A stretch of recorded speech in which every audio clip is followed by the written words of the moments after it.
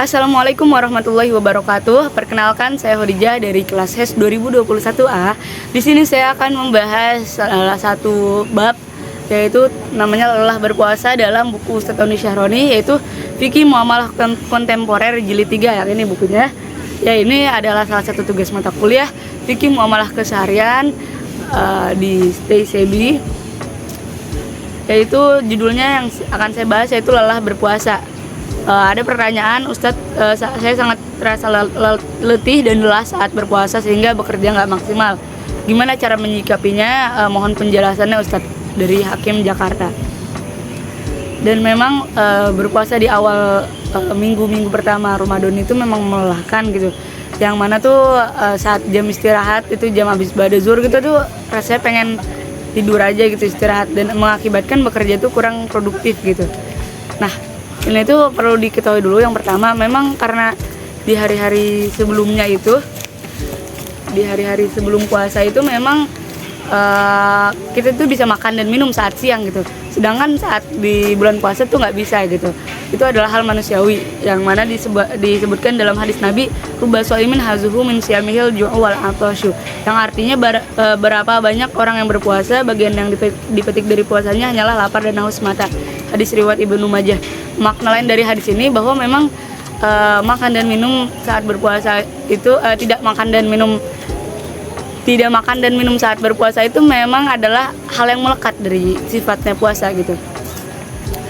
Dan selain makan dan minum itu mengakibatkan lelah gitu, itu pasti ada penyebabnya, yaitu karena kurangnya persiapan yang matang dari sebelum berpuasa gitu, sebelum bulan puasa, yaitu kurang persiapan latihan puasa yaumul bid, puasa sunnah lainnya gitu, puasa Senin Kamis. Nah, itu tuh yang mengakibatkan jadi saat bulan Ramadan tuh emang jadinya capek gitu awal-awal Ramadan. Nah, selain itu juga puasa bulan Ramadan itu membuat kita tuh menahan diri dari maksiat dan lebih bertakwa lah gitu. Kita lebih banyak beribadah. Bagaimana kita tuh jadi lebih menahan hawa nafsu, dan hawa nafsu itu lebih melekat kepada maksiat, bukan kepada kebaikan gitu. Dan seperti yang Allah firmankan gitu, ya ayyuhalladzina amanu kutiba alaikumusyamu kama kutiba alal ladzina min qablikum la'allakum tattaqun.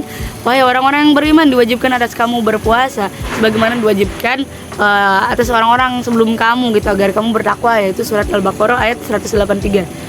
Ada juga falahamaha fujuraha wa taqwaha. Falahamaha fujuraha wa taqwaha, maka Allah mengilhamkan kepada jiwa itu jalan kefasikan dan ketakwaannya. Asyam ayat 8.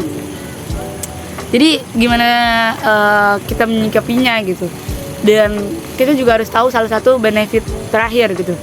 Sebenarnya banyak banget ya benefitnya, tapi ini yang akan saya bahas terakhir, yaitu berpuasa juga membuat kita lebih sehat.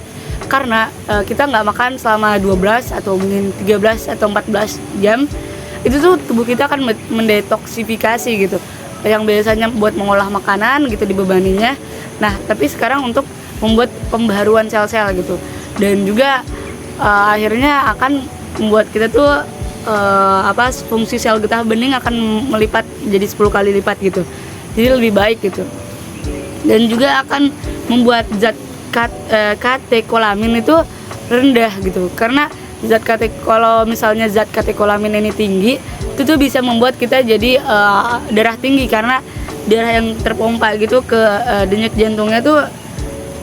jantung tuh bakal meningkat, dan pembuluh darah yang itu akan menyempit dan alirannya akan terhambat. Nah, itu tuh juga bisa beresiko stroke gitu.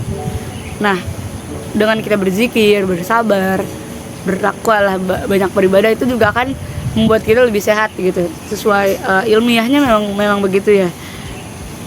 Nah, jadi kita memang harus mencoba untuk menerima dulu gitu, dan meyakini bahwa benefit itu tuh benar adanya, dan akhirnya kita lebih semangat berpuasa. Mungkin cukup sekian dari saya. Jika saya ada salah-salah kata, mohon dimaafkan. Wallahu a'lam bishawab. Lihatlah apa yang disampaikan, bukan siapa yang menyampaikan. Assalamualaikum warahmatullahi wabarakatuh.